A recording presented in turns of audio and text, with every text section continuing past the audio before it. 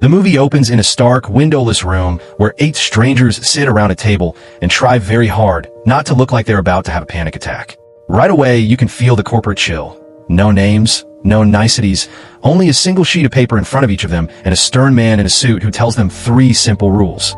No leaving the room, no spoiling the paper, and no communicating with the invigilator. Sounds straightforward, except the paper is blank.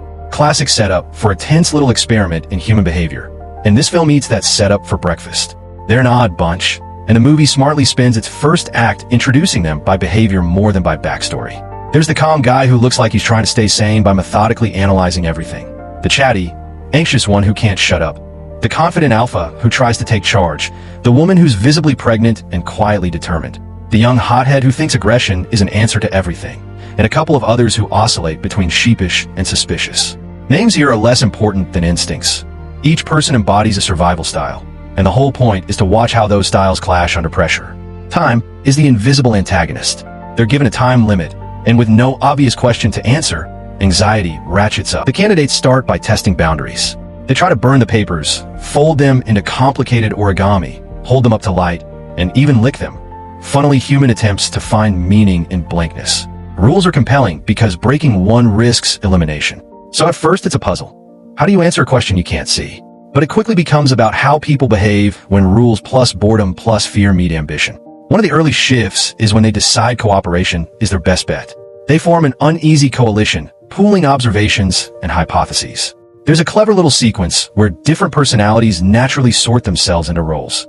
The calm thinker asks the procedural questions. The loud guy suggests dramatic stunts. And the pregnant woman watches people in a way that reveals more about them than they intend to show. That observational beat is important.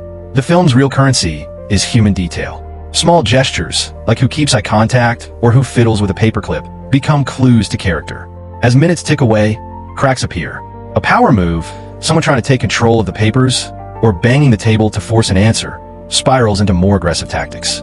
Secrets and resentments surface. People start accusing one another of cheating or hiding information. We see the good instincts, reason, compassion, clash with the ugly ones, manipulation, selfishness.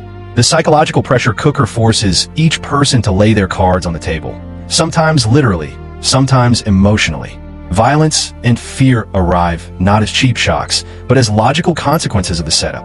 When you corral people with a prize big enough to change their lives and deny them basic information, some will lash out. The film stages a few bruising confrontations, yelling, shoving, threats that feel earned and disturbingly plausible. No one is painted as wholly evil or wholly good.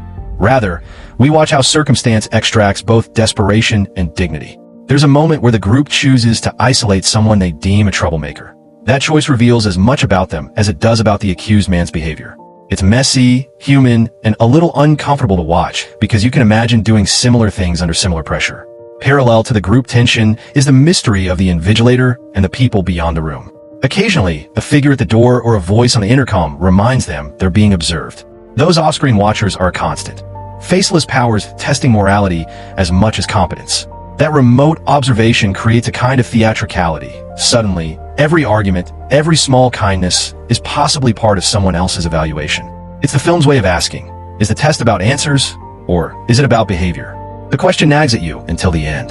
There are several clever attempts to beat the system. One candidate tries to outsmart the instructions by crafting elaborate schemes, secret codes, manipulation of the clock, even psychological tactics aimed at provoking confessions. Another proposes sabotage to narrow the field. Those plans play out with varying success, and each failure reveals more about the person behind it.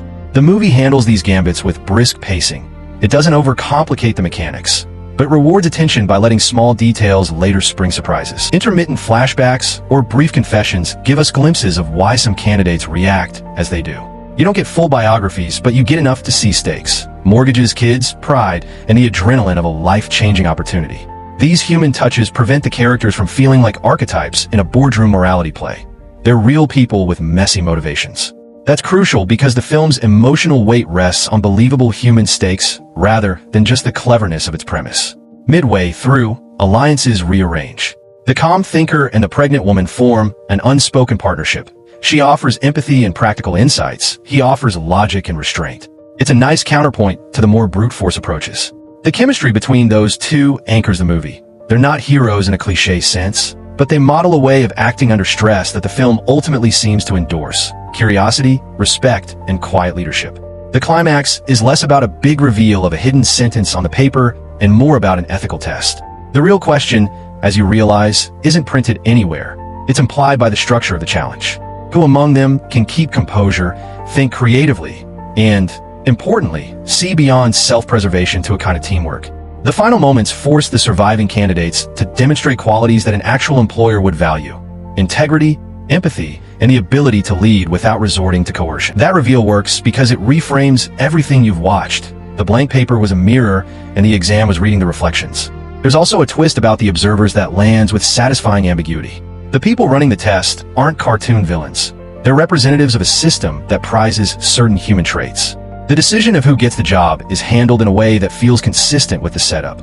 There's no deus ex machina. Instead, if I have one tiny gripe, it's that a couple of secondary characters could have used an extra line or two to avoid feeling a bit like chess pieces. But the trade-off is the focus and intensity of the main scenario, and that's where the movie succeeds. It doesn't try to be everything. It hones in on a single ethical experiment and runs with it. So, in short, a tense, well-acted chamber piece that uses a clever premise to explore greed, leadership, and human decency under pressure. It keeps the set small, the stakes sharp, and the questions moral rather than purely intellectual. If you like slow-burn, psychological thrillers that make you squirm intellectually, this one's worth your time. And hey, after watching, you might find yourself more interested in how people behave than in whether or not a paper has words on it. That's a neat trick for a movie with so little dialogue and so much to say.